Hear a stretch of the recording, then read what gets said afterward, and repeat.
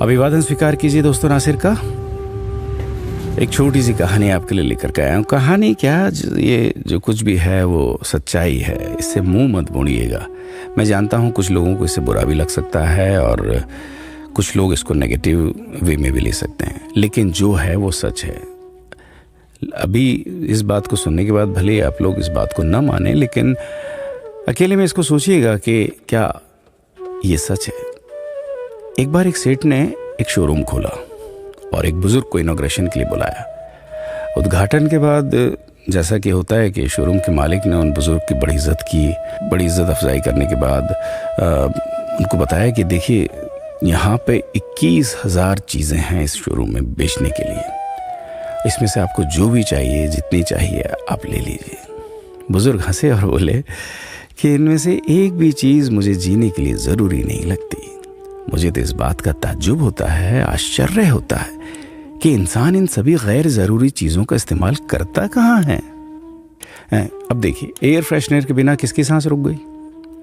Face wash का इस्तेमाल नहीं किया तो कौन काला हो गया? होम थिएटर लाकर कितने लोग कलाकार बन गए?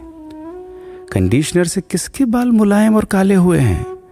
अरे, जो डाइनिंग टेबल यूज़ करते हैं, क्या उनके घुटने नहीं दुखते?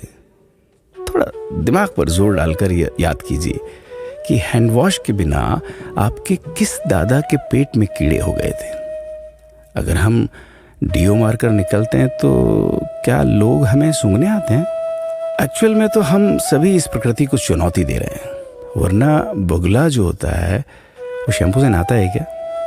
मोर अपने रंगों को संवारने या बचाने के लिए कौन सा कंडीशनर या फेस वॉश इस्तेमाल करता है? कभी किसी बिल्ली को मोतियाबिंद होता देखा है?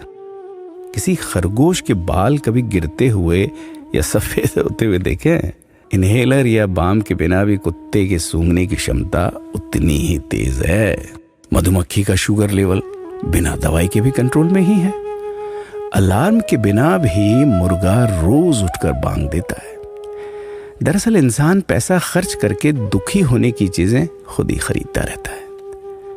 नेट बंद तो दुखी, लाइट जाए तो दुखी, मोबाइल का चार्जर खराब तो दुखी, केबल टीवी कट जाए तो दुखी, मच्छर मारने की दवाई ना मिले तो दुखी, महिलाओं को मेकअप ना मिले तो दुखी, मैचिंग कपड़े नहीं मिले तो दुखी।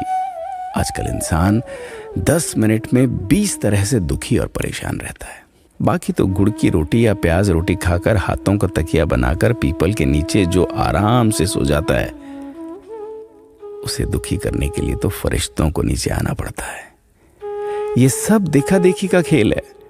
सच तो यह है कि सुखी रहने के लिए बहुत कम खर्चा होता है, लेकिन दूसरों को दिखाने में कि मैं कितना सुखी हूं, इसी में बहुत ज्यादा खर्चा होता है। जैसे जैसे सुविधाएं बढ़ रही हैं, दुखी होने के रास्ते भी खुलते जा रहे हैं। अगर आपको ये सब सच लगता है तो लोगों को जागृत कीजिए और फिजूल खर्च से बचाइए। दोस्तों, खुद सुखी होने के लिए खर्च कीजिए, दूसरों को दिखाने के लिए नहीं। हाँ, लेकिन अपना ख्याल रखिएगा।